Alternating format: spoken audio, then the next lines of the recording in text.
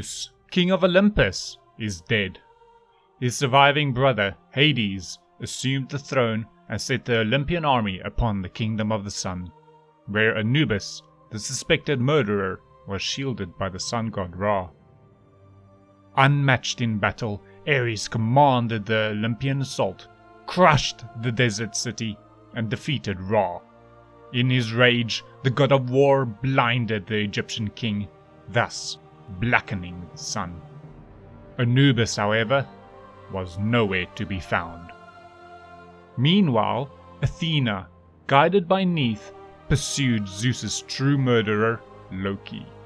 Across the Roman countryside, the trickster god traveled, wielding Zeus's mighty thunderbolt with reckless glee.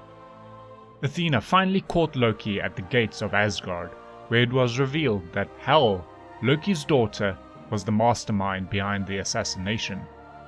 Zeus's thunderbolt, like Sun Wukong's cudgel, was a weapon capable of breaking the chains that bound Fenrir. Thor, Sun Wukong, and Athena battled and ultimately defeated Loki, but not before Hel wrestled the thunderbolt from her father and escaped, setting her monstrous brother free. Fenrir's howl became the wind, and gods from every pantheon heard that horrible peal. So began the war that would end all wars, a battle between gods foretold to break the world. For most, this conflict would mean death. For those that survived, the global worship of mortals and power beyond imagining.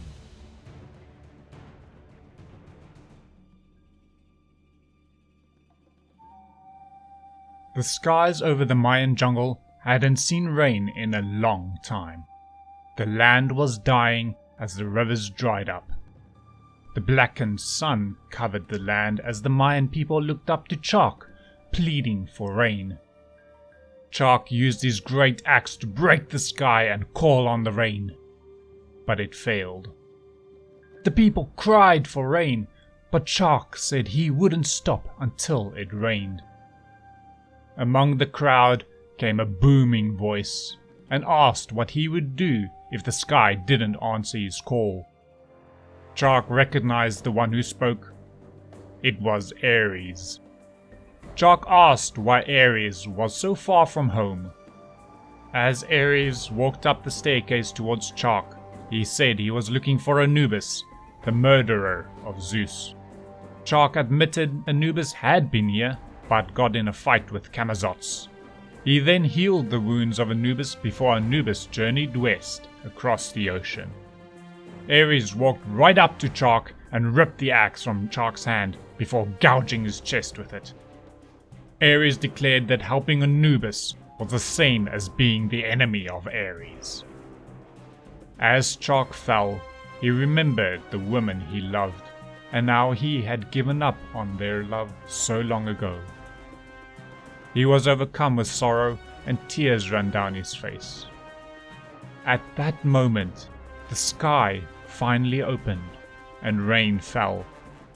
The people were overjoyed because of the rain, and praised Ares for it. Ares stood there with Chak's axe in hand, and had a bitter taste hearing his own name.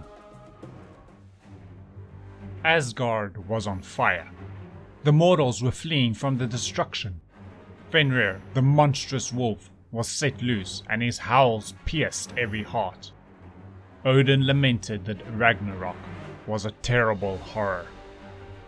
Thor urged Odin not to despair, because they can still fight.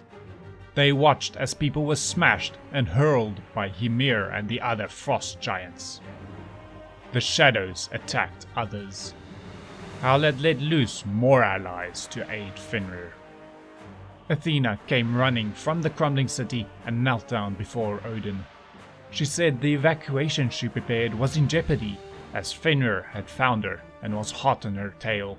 Odin was confused about what evacuation she was talking about. Tyr then placed a metal hand on Odin and announced that it was time for them all to evacuate. Thor proudly refused to flee, demanding that they stay and fight. Odin agreed with Thor, but ordered Thor to lead his people to safety. However, Thor refused to abandon his father. Odin pleaded with Thor to survive, to become king over their people. Just then, Fenrir came tearing through the door and walls and hungry for carnage. He was a great beast, and he howled to herald the death of the world. Odin lifted his spear and ordered Thor to leave immediately and for Tyr to join him in battle. Athena dragged Thor by the arm as Odin and Tyr engaged their prophesied enemy. Thor reluctantly turned away from the fight to help save his people. Through the city streets they ran and witnessed the destruction of the people who stood their ground.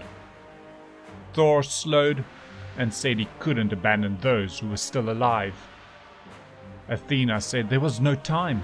The Asgardian army was demolished, and without them they couldn't get more people to safety. But he continued to refuse to abandon the people like he did his father. Athena knew the pain of losing a father. It made her think of all the events that culminated to this point. Then she remembered about the Greek army Ares had sent to Egypt. She told Thor that she can get her forces from Egypt and bring them to aid Asgard. Regaining his determination, Thor said he would hold the city until her return.